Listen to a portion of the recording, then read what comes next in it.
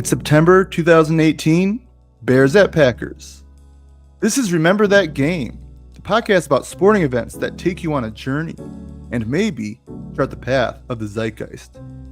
I'm your host, Thomas Emerick, and my guest is RotoViz Radio executive producer, Colm Kelly, who's been on a heater hosting RotoViz Radio podcasts, getting folks excited for fantasy drafts on the horizon, be it coming up now or the week of Labor Day. We're in that part of summer with endless possibilities, even for the Bears, who open the season in prime time with their young quarterback taken near the top of the draft, entering his second season, Mitchell Trubisky. The NFL sends them to Green Bay, home of your Packers, Colm, who have beaten them 14 out of 16 times prior, all during the Aaron Rodgers era. But what was your level of confidence like entering this chapter in week one of the 2018 NFL season? There's always a huge amount of optimism when it came to the Packers. I guess, eternally, we're very fortunate as a franchise to be successful continuously, but people will judge success when I say that word in different ways. We've had long runs without Super Bowls where we should have had Super Bowls, but each season when it starts, it feels like there's a chance that you're certainly going to be there for the division, you're going to be in the playoffs, and then when you're in the playoffs, you always have a chance. This season, heading into it, my kind of fear with the Packers at that point in time was always that we didn't know how long the window was in terms of with Aaron Rodgers. And you have Brett Favre, you go to Aaron Rodgers, and it feels like you need to be winning Super Bowls with that quarterback. He gets one early in his career, and then you move to this point, and it feels like with what we know with historically with quarterbacks, if you get to 40, that's a stretch. Even though Aaron Rodgers at this point is still playing now, and this game was in 2018, you're always getting up to that ticking clock as to when the career could end. So it always felt like the walls were closing in a little bit to get to the Super Bowl and win one, and we had let a few slip through our hands, so we were kind of hopeful, but it was feeling like time was maybe starting to run out for potentially him, but certainly for Mike McCarthy, which I'm sure we're going to get to a little bit later. But I'm always optimistic, and we didn't win the Super Bowl that year, and it didn't finish out good. One of the worst end of season records in Packers memory, but as we're about to talk about, it started in a quite exceptional way. The Packers seem to defy championship windows, both because they never seem to close. Even Jordan Love's first year, they're a threat deep into the playoffs. But at the same time, you look back and you're like, wait, how did they not make the Super Bowl any of these seasons? At least dating back to the 2010 Super Bowl win. This is your third time in the program. It's now a trilogy of the latter McCarthy years. Are you ready for one last hurrah for the McCarthy-Rodgers partnership?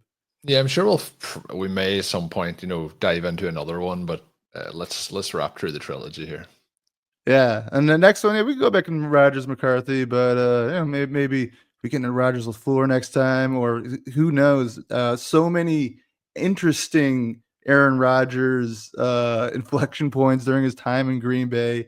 Of course, you get Chicago, the city tortured by their rivals up Lake Michigan, and Green Bay finds a new creative way to do it here. The Packers at 12-1 Super Bowl odds, good for fifth highest expectations on the betting market entering this 2018 season. Chicago Bears at 60-1, but they will end up winning the NFC North this season, mind you, as you alluded to. They flashed some promise early, touched on their very first drive. Khalil Mack's going crazy. Are you starting to fear the Bears a little bit more, or were you a little more bullish on them prior?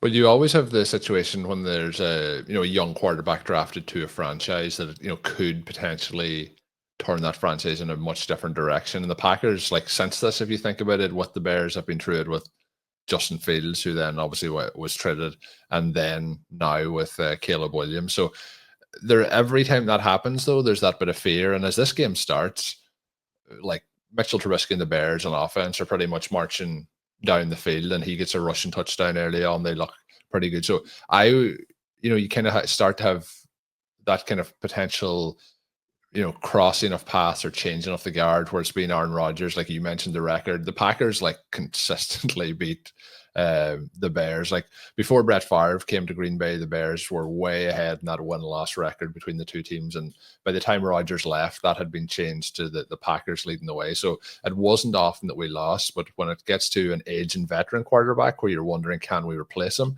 And then you're thinking it's very hard to potentially go, 3 back-to-back Hall of Fame quarterbacks. It's going to be kind of unlikely. Jordan Love's, doing okay so far. We'll see how the rest of the trajectory goes. But yeah, there was a little bit of fear that the Bears may have been coming to put a little bit of pain on us for a period of time. And it was the case that season, but only for one half in this particular game. You mentioned Khalil Mack. I will probably talk about him a little bit later when it gets to the Aaron Rodgers injury part of this game, but they had just recently acquired him and he absolutely was tearing it up here in the first couple of quarters. Yeah, and the Packers offense sputters early. It's a touchdown drive for the Bears and a field goal drive sandwiched by sandwiching a 3-and-out for the Packers. Is there a little McCarthy fatigue in the first half early on? I know is there some grumbling, at least in your house, about the McCarthy situation by that point? I think at this point it was getting like we had kind of gone to it was Aaron Rodgers that was leading the offense here, and pretty much like McCarthy might call plays, but it was whatever kind of Aaron seemingly wanted to do. There was no creativity really in the offenses for multiple years, and it really was a case of, we had Jordy Nelson and Randall Cobb, for example, and the offense was running through the specific players rather than it being like schemed by the coach. It was kind of like Aaron Rodgers could hit Jordy Nelson in those sideline balls that like nobody else in the NFL could like catch or throw.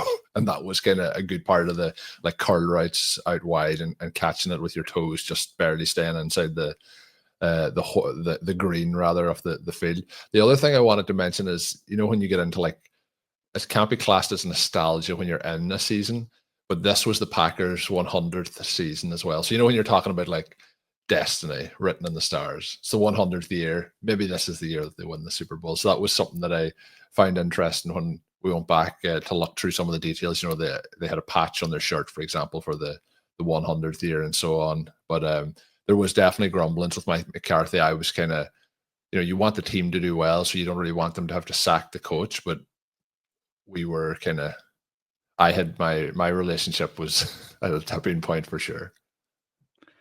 Yeah, and in the offseason, people were seeing Kyle Shanahan in San Francisco and thinking, all right, can we have a little more dynamism besides 11 personnel every time? But it looks like early on we're getting more of the same from McCarthy's offense that had been great for most of the decade, but right here seems like, especially as they go down 10-0, patience starting to wear a little thin.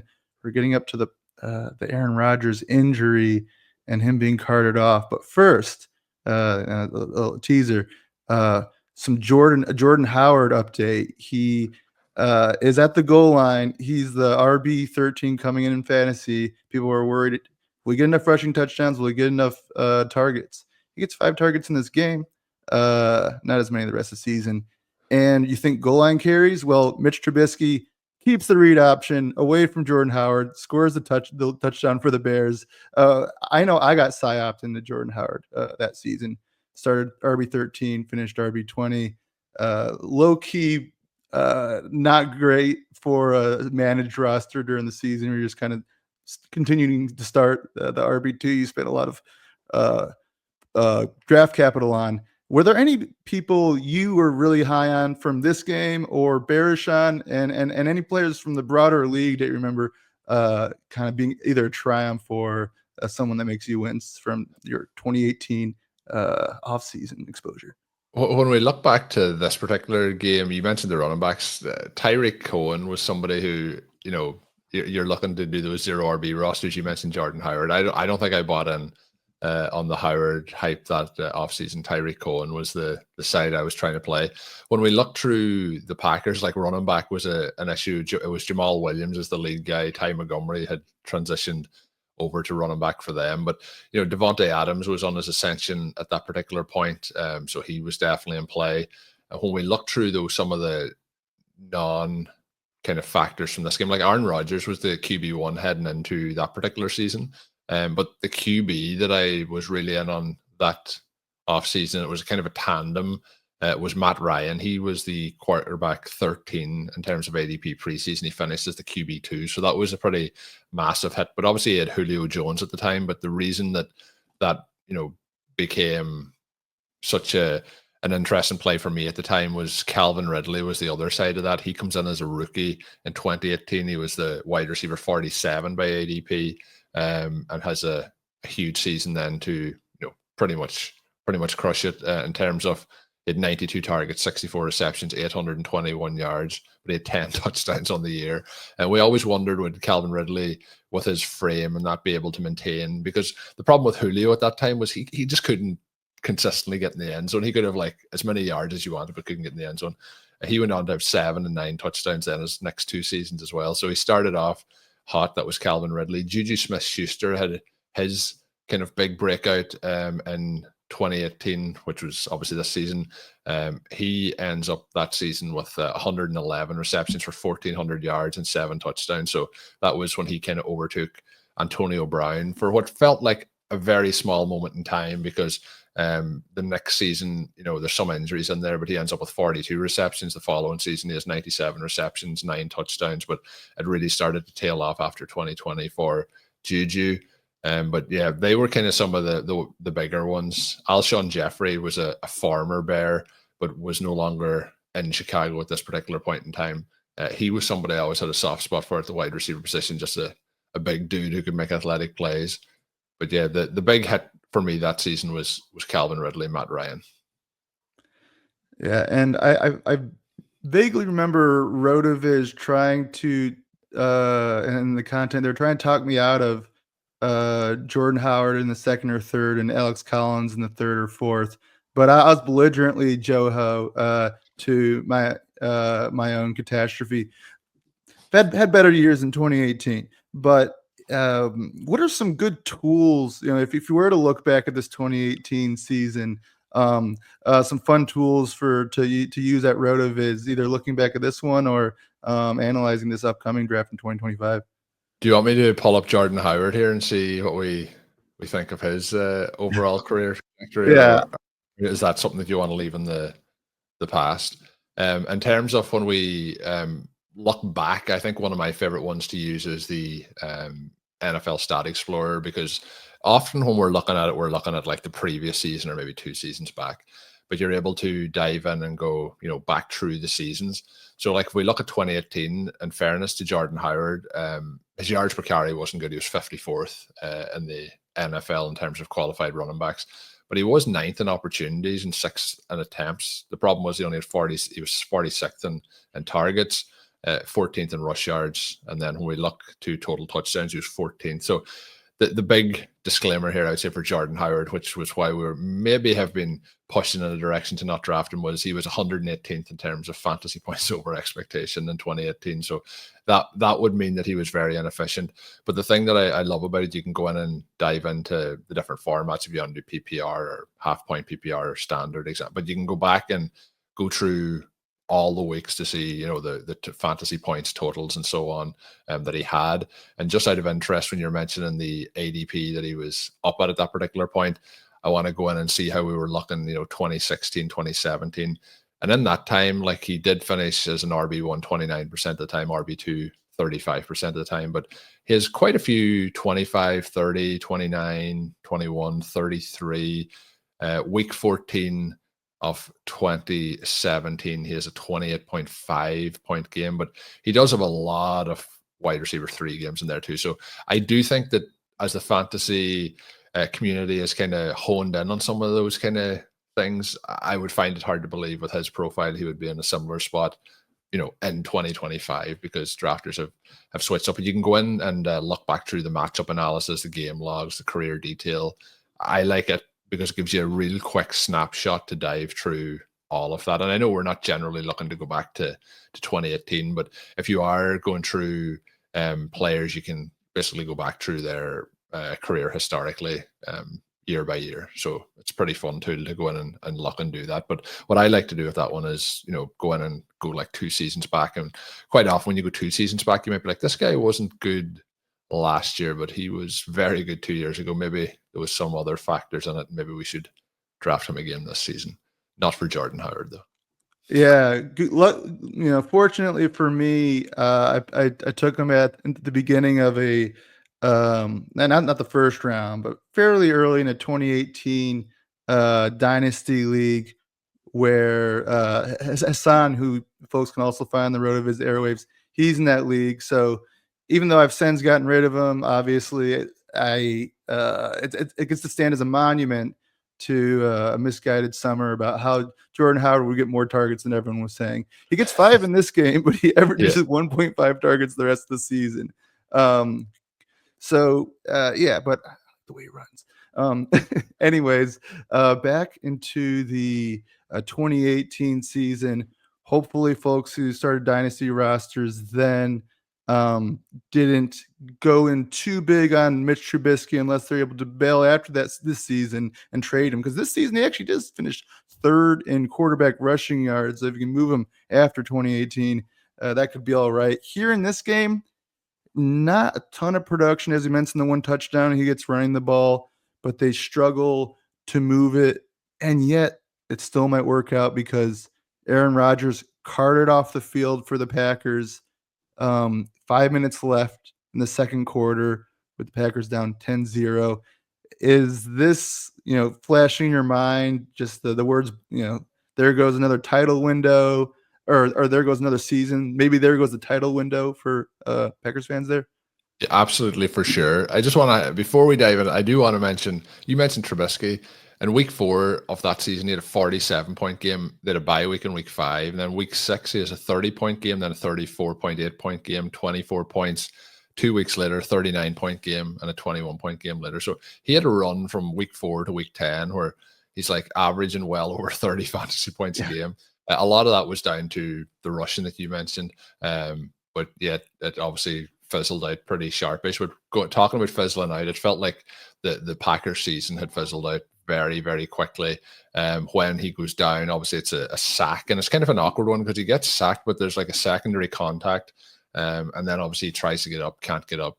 You fear the worst. He gets carted off to the locker room, and it really feels like the season is completely over. That was, just about 5 minutes, almost 6 minutes into the second quarter at that particular time, and I thought it was over. And I thought it potentially, with a veteran quarterback like that, and we're talking about the window, but it also felt like, if this is a serious, say, knee injury, that maybe this is the end for Aaron Rodgers. We didn't know that like multiple more seasons later, after 2 more MVPs, that he would go to the Jets and tear his Achilles. And I was about to say funny enough, but unfortunately enough, in a week 1 environment as well. Like this was NFL week 1. So week 1 and Rodgers injuries, I guess there could be a history there as well. But it was also, this was going to get messy and nasty quick for Mike McCarthy. Yeah, some weird week 1s for Rodgers. Also gets wrecked by the Bucks that one time by like 40-something points. I think I remember, and you get that crazy image of the mouth. They also got one time they played the Saints. I think it might have been the first MVP season. They played the Saints in Jacksonville. There was an issue with whatever was happening in New Orleans. Played the Saints in Jacksonville, and I think it was like 35-7 or something. They got crushed as well in week 1. Yeah, so you have that, and then the chin strap over the face image when they're in Tampa. So a lot of maybe just the Steelers may just want to bring him in week 2 if we're gonna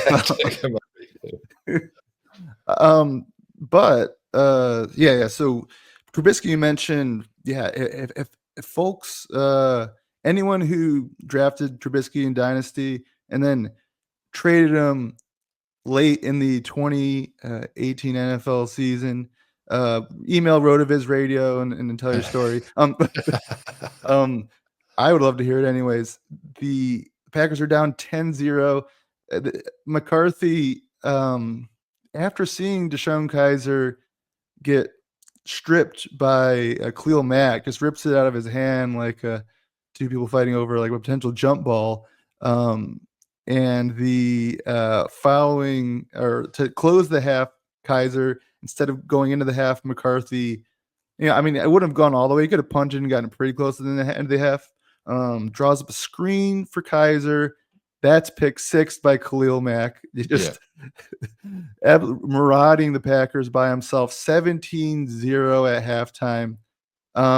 So you mentioned the title windows flashing at that point. At least Randall Cobb made a nice play with Kaiser in. Do you down 17 down 17-0, do you have any hope from what you've seen from Kaiser late in the first half? No. Once it was basically like this. It had been for years. Like you're like, why was Deshaun Kaiser the QB2? Well, for the Packers, the entire time Rodgers was there, they had Matt Flynn. He had a big game, and then they moved him on after that. He had a big game against the Lions in week 17. But we generally seen no competition behind him at any particular point. Kaiser was drafted, memory serving me correctly, by the Cleveland Browns, and then got moved over as part of a deal. But there was no chance that this was coming back, and it just, as you mentioned, continued to get worse. And Khalil Mack, if you're a Bears fan at this point, your quarterback has a rushing touchdown, doing quite well, but Khalil Mack then had the strip fumble, as you mentioned, to Kaiser, which was in a situation where the Packers were in field goal range at that particular point. So they had moved the ball down the field, but strips him, but then has the pick 6 as well, where he just is rumbling. This game, I think, may have had the most, rumbling, moving side to side touchdowns or, completions in NFL history. There's multiple very long plays, but it feels like, they're going on for quite some time as the player makes his way down. The pick 6 was one of those, but yeah, no, there was no hope at halftime. This was one where this was Sunday Night Football, so I'm over in Ireland, and as we'll talk about in a moment as to where I was in that, but these games start at 1:30 a.m. for us generally, Sunday Night Football. So you get to halftime, you're probably at 3:30. So I'm thinking here at this point, I should just go to bed. So we'll talk in a moment about what happens. The other thing I found interesting researching this game, it was the 10th of September, 2018. And so we're talking about this game now. So obviously this game has a memory for me, but I actually got engaged on the 10th of September, 2014. I got married on the 10th of September, 2016. This happened on the 10th of September, 2018. And last September, on the 10th of September, 2024, my son was born. So I'm interested to see what happens this year on the 10th of September. I'm looking forward to it. Yeah, I mean, we have a lot of superstition and trends, maybe even coming from 2018 to present. I think I'll do I'll do the lottery this September. Good. Got to capitalize because it all starts at week 1, 2018.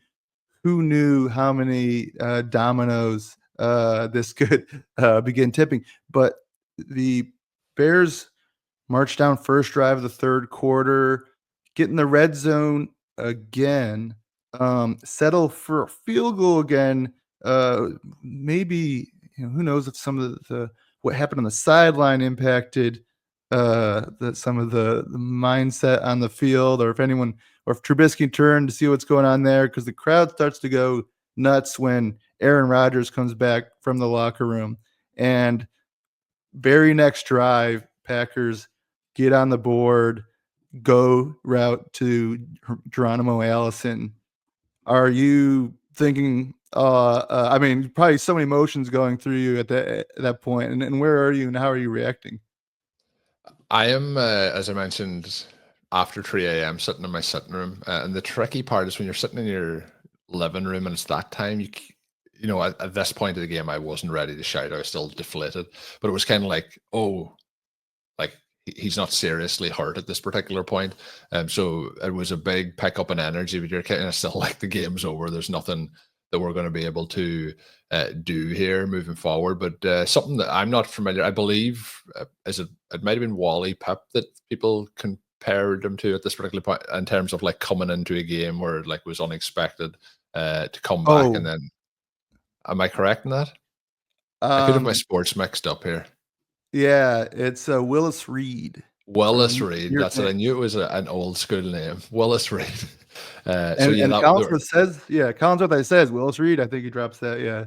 Yeah. So, and again, I'm very familiar with the NFL and American football. The other sports, not as much of a history buff in those particular ones. But when we look at like just sitting there, feel relief, but then it starts to become like one of the potential like kind of greatest comebacks in Packers history. We've talked about some of the Packers games, particularly with the Hail Marys, the Detroit Hail Mary, and he's had the games against the Cardinals with Hail Marys where they ended up losing. But there's been like lots of big moments for Aaron Rodgers and some of these comeback situations. The drama of this one is right up there, I think, with all of those. And this would be remembered, I think, much more if the season had led to something. So it kind of gets forgotten about. But yeah, the drama was pretty crazy in terms of like, this was the first time that the Packers had ever won a game trailing by 17 plus points entering the fourth quarter. He comes back, throws 3 touchdown passes. And the one I want to highlight is the pass to Geronimo Wilson's 20-3, 14:06 in the fourth quarter. So we're 17 down in the fourth. They're at midfield, basically. It's a 38-yard touchdown technically, but he throws it from the 47-yard line. But like this may be one of the like best deep throw touchdowns in NFL history. Like there's loads of cool plays where the wide receiver gets wide open. It's very seldom you see those like corner of the end zone diving receptions on just an absolute bomb from he's kind of at the left hand side of midfield, throws it to the right hand side. But I think it's one of the coolest touchdown receptions I've ever seen. And Geronimo Allison wasn't the best wide receiver in NFL history, but he may have had the coolest name. And to this day, if I'm joking about with my daughter, she's 7 now, and she was born in 2018. But like one of the kind of nicknames or fun names I have sometimes if we're doing something is I call her Geronimo. I just thought it was just such a cool name, but that was it's probably somewhat linked to how cool of a memory this game was. Yeah, and that begins a spurt of scoring early in the fourth quarter. Third quarter, they matriculate a little bit, get a field goal on the board, still down 17-23 going to the fourth. And then, boom, Geronimo Allison, Rodgers drops it in the bucket, and then get the ball right back. Long catch and run from Devontae Adams on that patented back shoulder between the two. Yeah. Get them right down to the red zone once again, and you're looking at 2 touchdowns in about 5 minutes, just like that, 20-17. Where does this rank? And you're on the very, you haven't come all the way back yet, but is this already, even before we get to the finish, ranking among your favorite Rodgers performances? It's up there, but as we know with these things, that for them to become like real stick in your mind, like we're here now, 7 years later, and it's a week 1 game where the season finished very badly. For it to have that much of an impact, they have to complete the task. Otherwise you're like all that hype. And I think if they lose this game, what I'm saying is like I could have went to bed at halftime. Right. So if they lose, it's like, okay, that was cool. He came back. And the thing with Rodgers, like to put into perspective, is like we've seen all the throws. Like he can do all the throws. We can do all the things. At this point, it had become, we need to win. We need to win the Super Bowl. And we didn't get back to doing that. But that was like part of the thing that probably made it tough for Packers fans in that period of time to like enjoy some of these moments was the season was just judged on like, did you win the Super Bowl? And the answer was no every season. So and reflecting back, I think there's a lot of like super cool things that happened. And I think you have to enjoy those super cool things as they happen, or else like what's the point in being a sports fan? But sometimes in the moment that can be very hard. You're like, win it or it doesn't matter. Yeah, and we were discussing before the show, some of these week 1 games occupy like a tough place to pull from specifically in your mind if that week 1 finish contradicts what ends up happening the rest of the season. Yeah. It's like, wait, and then it becomes a little more doughy in my mind, especially because this game will be very heartbreaking for the Bears, but they'll end up having a pretty good regular season. It ends with a double doink against Philly at home. But here, Matt Nagy calls it pretty conservatively for Trubisky once they're in field goal range. It's 20-17, so you have a chance to go up 2 scores in the final 5 minutes. They seemingly optimize for the field goal and make it 23-17. Is there any team you enjoy playing more than the Bears? Well, we mentioned at the start the record at this point in time, and sorry, I'm sure that there's probably some Bears fans listening in, but even some of the things that happened after this, the Packers have the win down in Chicago where Rodgers, said, "I own this place." There was but at that point it was pretty true that each time that the Bears played the Packers won in general. So it was. You have the nerves of facing a rival, and you're always like, "Oh, I don't want to lose because I don't want to lose to a rival." But more times than not, we came out on top, which was obviously nice. And to pair that in, we're going to get to a Randall Cobb play in just a minute, but that will reflect some of the Rodgers and Cobb almost have there's a catalog of fourth quarter, late fourth quarter touchdowns against the Bears to seal wins that you could you can set your own compilation up with because it's happened quite a few times. And we get another one here. 23-17, Bears are up. And the other part on that, sorry, they went conservative. It's a young quarterback. They're playing away from home. They're in an environment where, you have a big lead and, things are slipping away. It's like that, hourglass or the sand is running through your fingers. And momentum technically isn't, in my opinion, necessarily a real thing. One team has the momentum. But when it is a case like this, where the quarterback looks like he's out, they're probably having their talk at halftime. We're in control, just play it out. Rodgers is out for the rest of the game, blah, blah, blah. You mentioned then, he comes out of the tunnel as they're on the field, and maybe the noise of the crowd, and that confuses some of the stuff with the Bears. They settled for a field goal early. But then, you see what he's doing, and you're kind of oh, we can't give them the ball, but you're also afraid that if you don't get the 3 points that it's easier again. So I can see why they played it conservatively, but it's more so you could also understand where it was his time as the head coach was also not very conducive to great decision making and kind of situations like that. Yeah, he thinks 2 minutes and 39 seconds. That's plenty of time for them to come tie it, but tough to get all the way down the field. Yep. And initially, tough going for the Packers. First down, incomplete to Devontae Adams. Second down, incomplete to Geronimo Allison. Don't just skirt over this. That Devontae Adams one is almost an interception. And if it's intercepted, it could possibly be a pick six. It kind of bounces off the Kyle Fuller. Yeah, off the chest plate. Yeah. So I'm just saying, when you're saying we're building it up even for a bigger comeback, but history is often kind of written by the winners. And this story is very different if he just gets his hand on that ball. We remember Robert Alford, otherwise a very good Super Bowl against the Patriots. It's late in the game, you're tired, you're playing, you're not expecting the ball to come so far, off of the catch point, and then suddenly it's hitting you in the chest. Kyle Fuller, tough game for him. Good career, but tough. Also on the Allison go route touchdown, he beats Fuller there as well. Tough night for him. But once he drops it, I think everyone, especially the Bears fans, know it's over for them, because third down and 10. Rodgers finds Randall Cobb.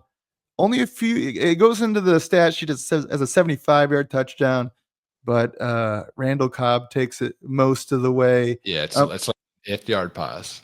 Yeah. And it's at this point of his career, and we talked earlier about the offense and kind of the window was closing as well, because Jordy Nelson had now at this point been with the Raiders. So Rodgers and Nelson was just I know him and Adams surpassed it, but again, I was talking about with going from Favre to Rodgers, you don't really think you're going to go from Jordy Nelson to another amazing and even better receiver. I think Devontae Adams is one of the all-time greats in terms of particularly as a red zone and touchdown threat. And Jordy Nelson before him was exceptional. But like the window was closing too, because you had lost Nelson. Randall Cobb was getting up there. And then like we'll talk in a moment about the likes of Clay Matthews on the defensive side of the ball. You know, we were aging out at that particular point. But Randall Cobb, like I did not think he had, you know, that left in his legs at that point in his career.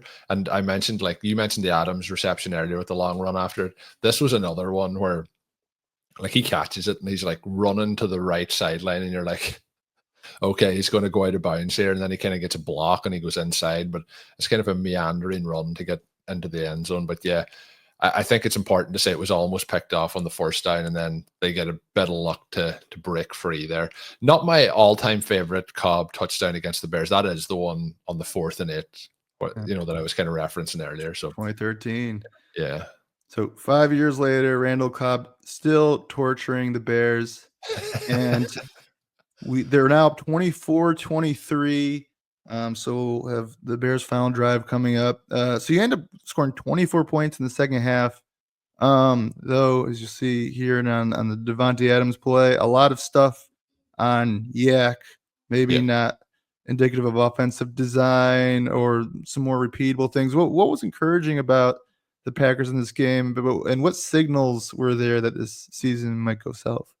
And just to go into the long play, Cobb had that 75-yard one. Davante Adams had a 51-yard reception. Jordan Allison had the 39-yard touchdown. On the Bears side, though, like Allen Robinson had a 33-yard reception. Taylor Gabriel had a 31-yard reception. So there's plenty of explosive plays. And like if you factor in the pick six going the other way, another explosive play.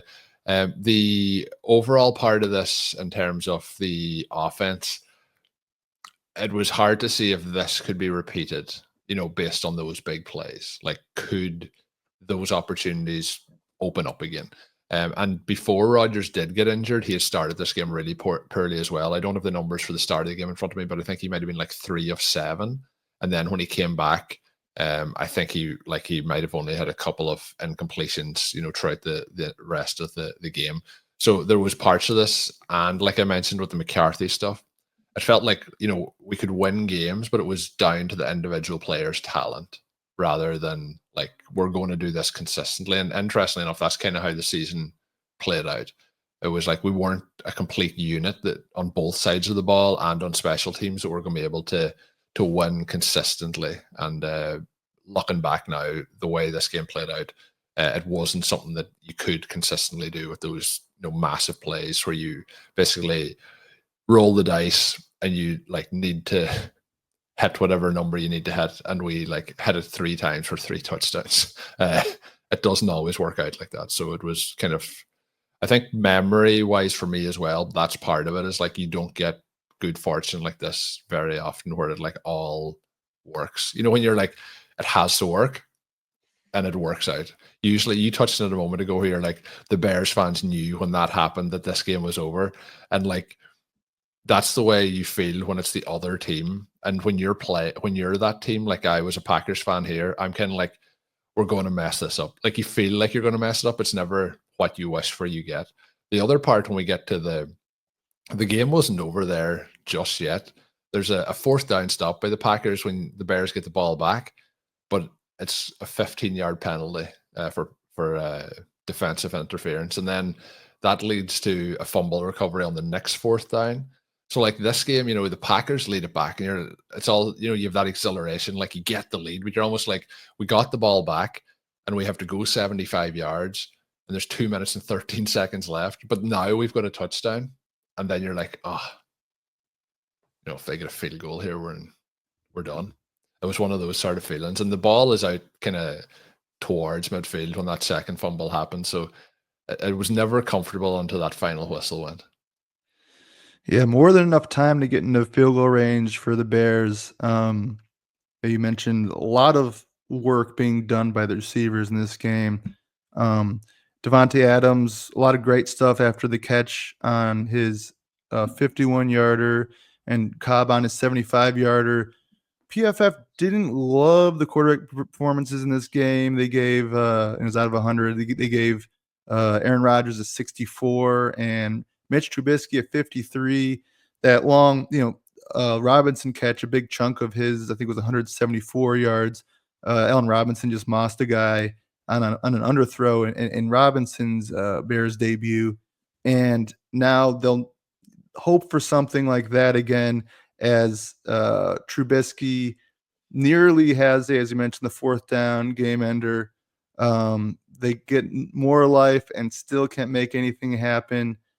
Nick Perry with the strip sack to close it out, 24-23. Jair Alexander, one of the top graded Packers of this game in his debut as cornerback. Are these, maybe if Perry stayed healthy, but Jair Alexander is certainly up there. Are there any guys from this roster, despite what happened that season, do you have a few that might make people are doing these quarter century teams now? Do you have any Packers quarter century team entries from this squad? We need content. All the teams need content. We need to get decade teams, quarter century teams. We'll keep doing it. Century sounds cool. Yeah, the Jair Alexander obviously hasn't worked out in the long run. He's obviously still playing. This was kind of the start for him. Tremendous player, super exciting. One of those players that you love to have in your team, and if he's on a different team, you think he's the most obnoxious guy kind of going.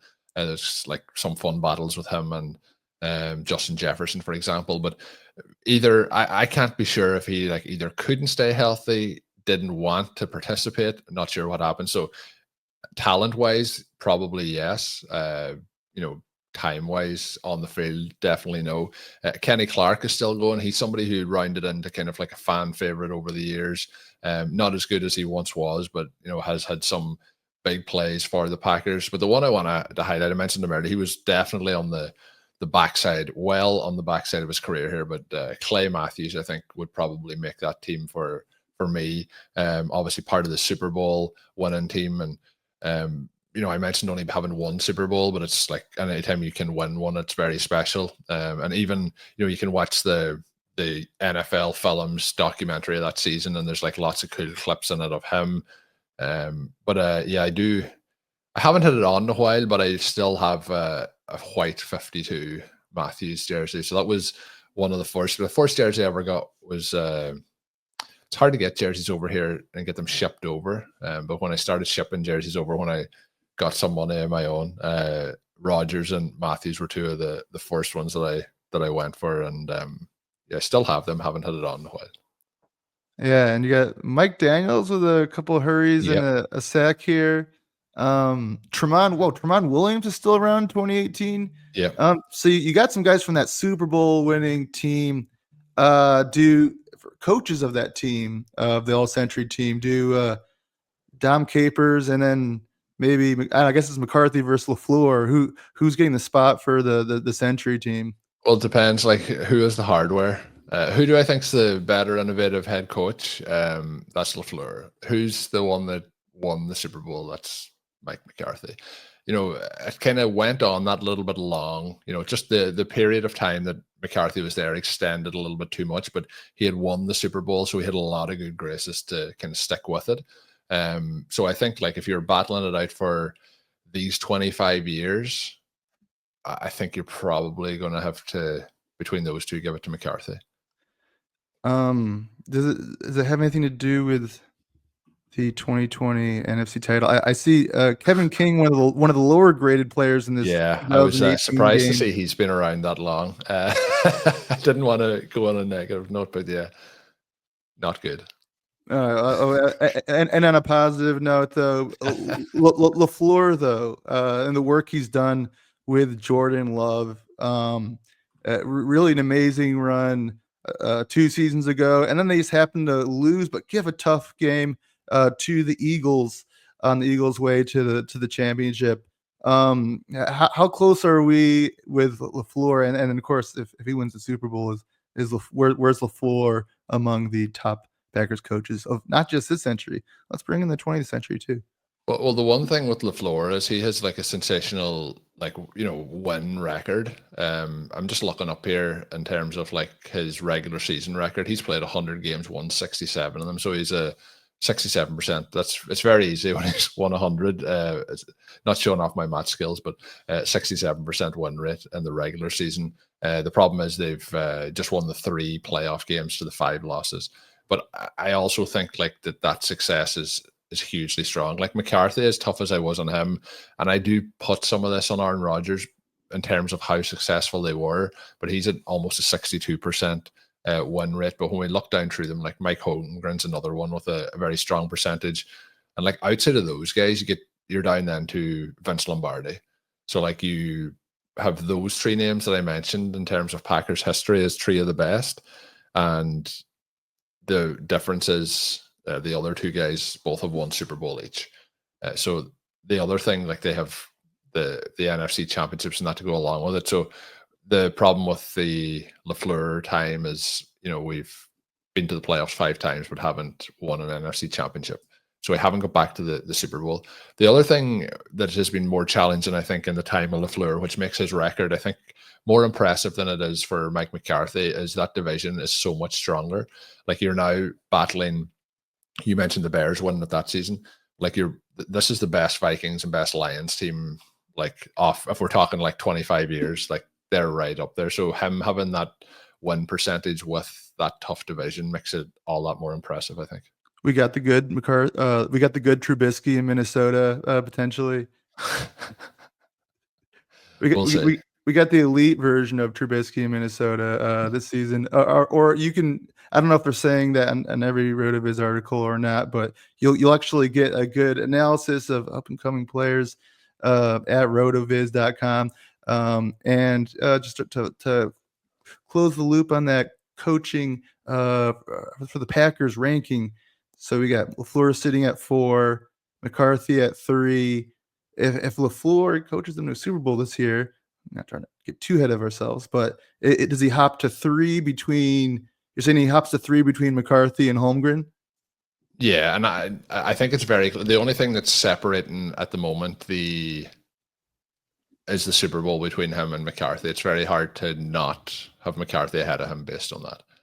I think if he wins the Super Bowl, and that also obviously wins him an NFC championship, he's pretty close to Holmgren as well. It really comes down to the hardware. Like I think he's a fantastic head coach. I have, how I mentioned about getting kind of to the end of my tether with McCarthy in those later years. Like I'm still feel like I'm definitely multiple seasons away from something like that with LaFleur. I think he's like one of the top guys in the NFL.